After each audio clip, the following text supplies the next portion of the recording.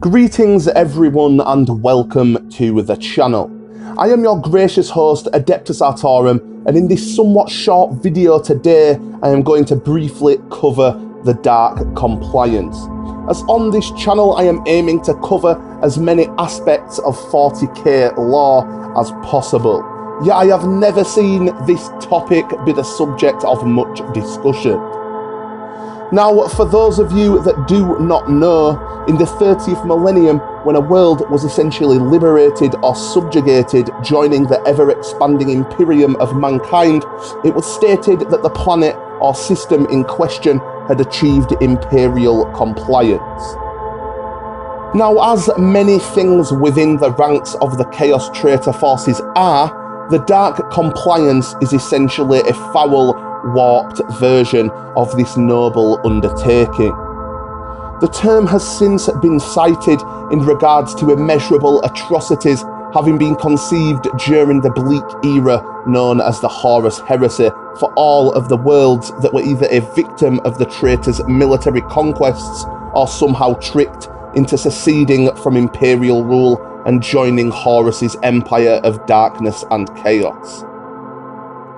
So in order for me to fully explain the actions of Dark Compliance, I am going to cover every side of the story. So in this next part of the video, we're going to briefly cover what Imperial Compliance is. So, after unifying the barbarian tribes of Terra and establishing his subsequent rule, the Emperor of Mankind then turned his gaze to the stars, yearning to reconquer and reunify the scattered remnants of all the human colonies following the Age of Strife. Now, with the alliance between Terra and the then Mechanicus of Mars, the Emperor was in command of a sizable human military force, not to mention the first semblance of what would essentially become the Legiones Astartes, known better as the Space Marine Legions. Now, as the Emperor embarked upon and continued to fight what would become known as his Great Crusade, slaying Xenos, mutants and warp-born monstrosities, he continued to conquer world after world for his new Imperium, and any semblance of humanity that would survive the ordeal would become part of the Imperium. More notably, these such worlds were stated to have achieved imperial compliance with the imperial truth. Now, sometimes this was achieved through diplomacy, more times than not the promise of a better future under imperial rule and the inevitable restoration of the great human interstellar empire. Yet of course, some worlds, after centuries of being essentially under their own dynasties, governing their own worlds as they had seen fit, were not so compliant, and therefore subjugating them would require a show of force, and honestly, imperial compliance was known to be obtained more so by the latter.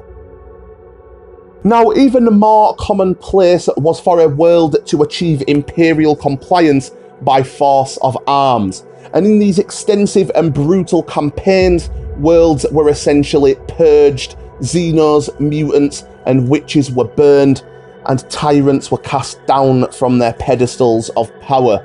Eventually, these brutal campaigns would become known as compliance campaigns, or simply rendering a world compliant. Now, these campaigns of compliance were carried out by essentially every military branch of the Imperium and the Mechanicus, from the branches of the Imperial Army to the cold and calculating ranks of the Mechanicus's Tag Martyr, to even the gargantuan Titan Legios of the Collegia Titanicus.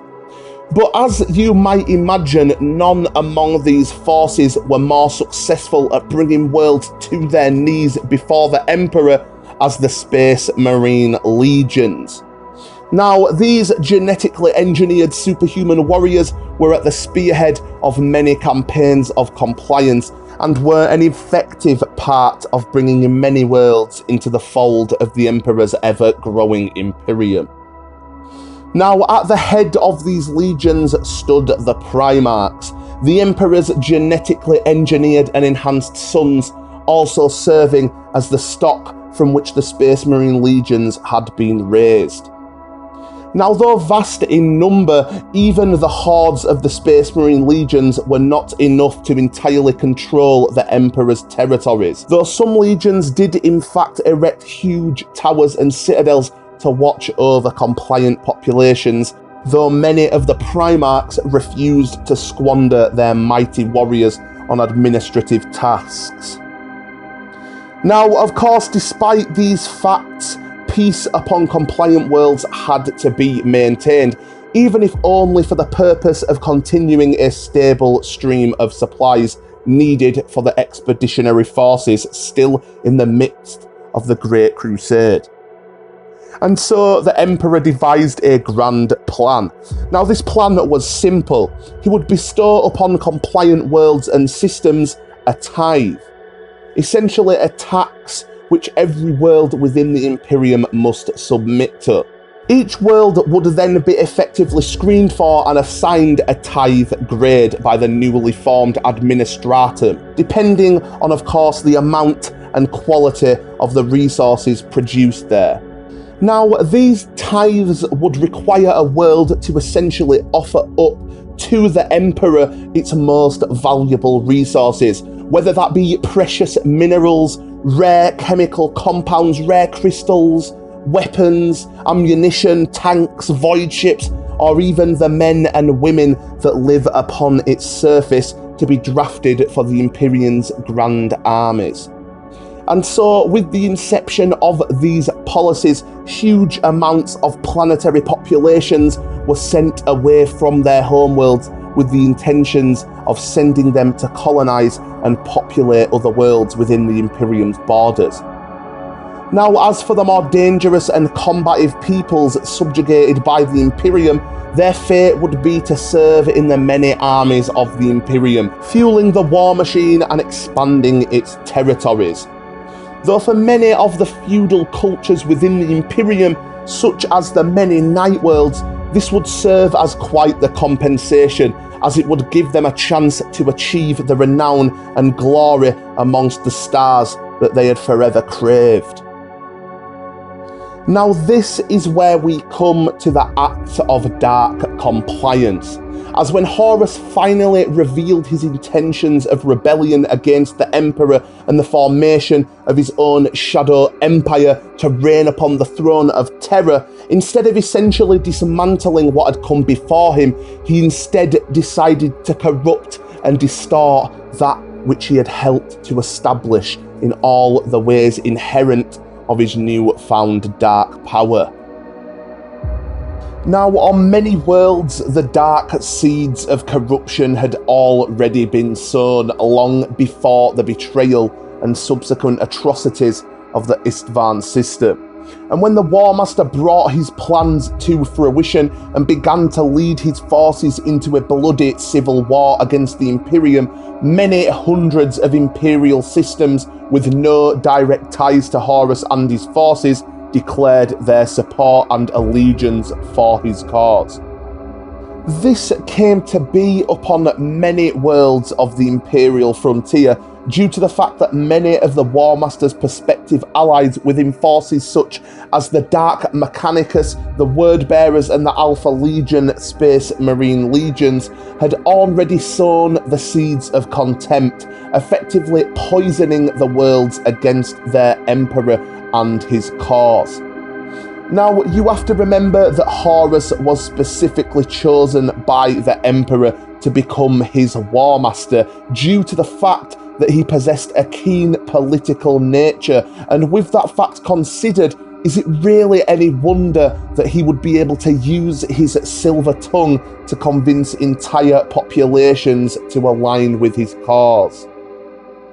Now, as the War of the Horus Heresy burned its way through the galaxy, many more would fall under Horus's rebellion, both small and almost forgotten isolated worlds and outposts of the Imperium, and even major keystones of the Imperium's economic and military strength. All these populations would fall under Horus's influence in the process that would eventually become to be known as the Dark Compliance.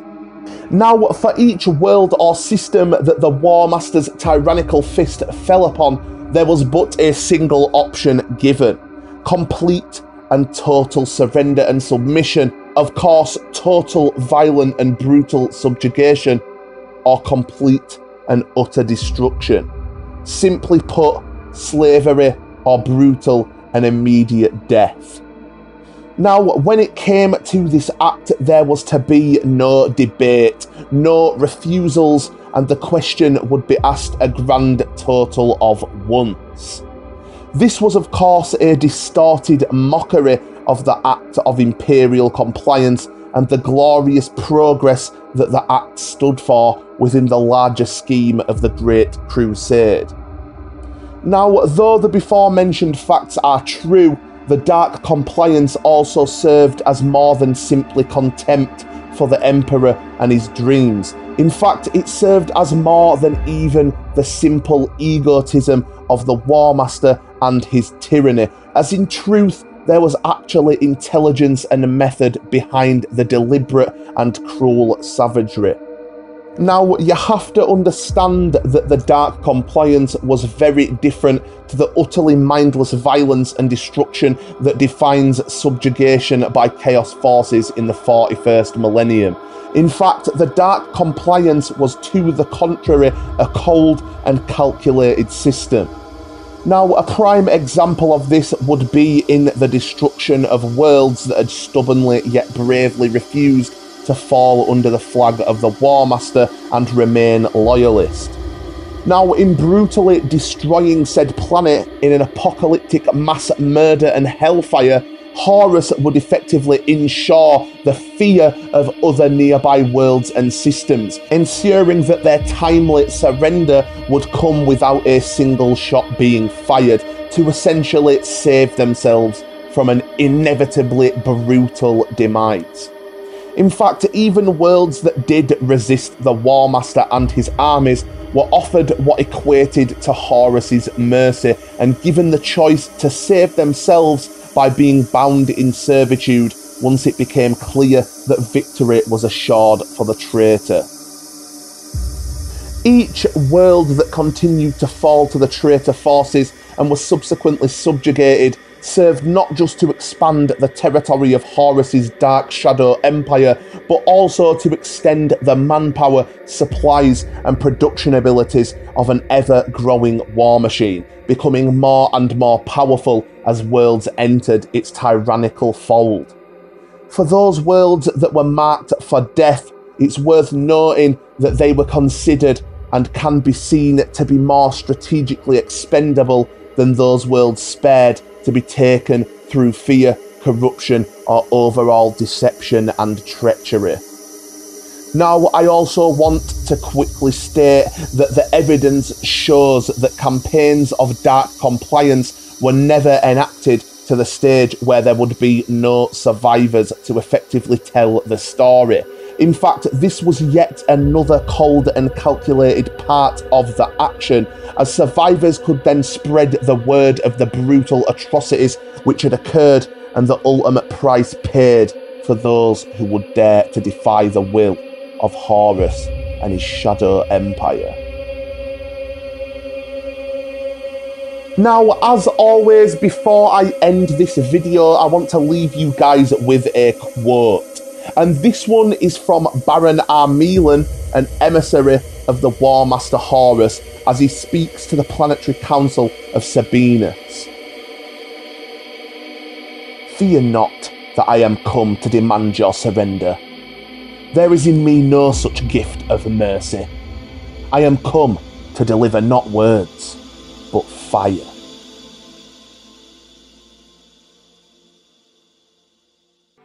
Now, this has been a relatively short video discussing the act of Dark Compliance. As always, guys, I value your opinions and suggestions, and if you have either of them, throw them down in the comments below. I always read your guys' comments and I enjoy doing so. Thank you to all you guys for your continued support, and I hope that you have enjoyed this video. And if you have, I would appreciate you hitting that thumbs up below. And if you want to stay up to date with my videos, simply click that subscribe button to be notified when I release a new video. Now, with that being said, I have been your gracious host as always, Adeptus Artorum, and I thank you for watching.